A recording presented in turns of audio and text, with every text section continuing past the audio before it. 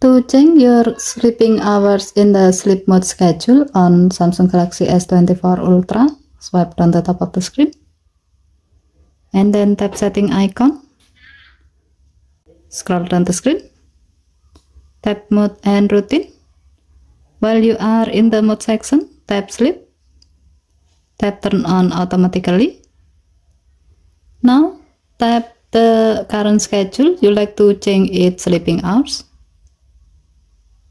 Slide the bed icon clockwise or counterclockwise to set the time when the sleep mode should start.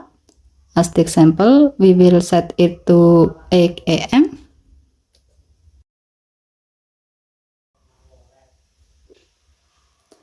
Next, slide the alarm icon clockwise or counterclockwise to set the time when the sleep mode should end.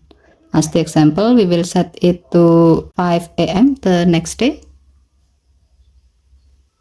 Tap save button to save your new schedule. And then tap done button to save the change.